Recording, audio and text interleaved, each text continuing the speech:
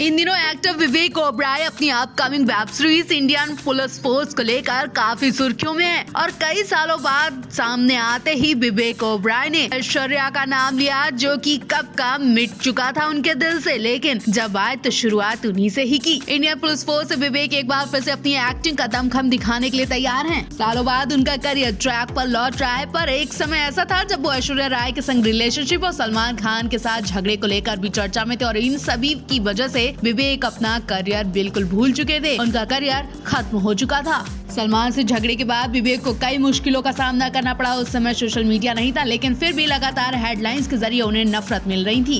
Actor ने कहा कि मैं उस समय से गुजर चुका हूं जहां से शायद अभी आप गुजर रहे होंगे। स्कूल, कॉलेज और ऑफिस में लोगों को बुली किया जाता है। इन जगहों पर लोग गिद्ध बनकर दूसरों को ट्रोल करते हैं और वो ऐसा करते रहेंगे ताकि आपका इस पर असर पड़े, लेकिन ये आपके ऊपर है कि आप इसे कितना प्रभावित होना चाहते हैं। ऐसा नहीं था कि मुझे तकलीफ नहीं पहुंची, मुझे नफरत नहीं मिली, मेरे ऊपर भी बहुत फर्क पड़ा, मुझे भी बहुत दुख मिला और मैं टूट गया था, लेकिन फिर भी मैंने खुद को संभाला और ठाना कि दोबारा अपने आप को टूटने नहीं दूंगा। आपको बता दें 2005 में विवेक ने कॉफी विद करण शो में ऐश्वर्या संग रिलेशनशिप की बात कबूली थी, लेकिन ऐश्वर्या ने कभी भी पब्लिक प्लेटफॉर्म पर उनके संग रिलेशनशिप का जिक्र नहीं किया और ऐश्वर्या और सलमान की वजह से विवेक को काफी दुख पहुंचे, इसका जिक्र उन्होंने अपने कुछ शब्दों से किया है।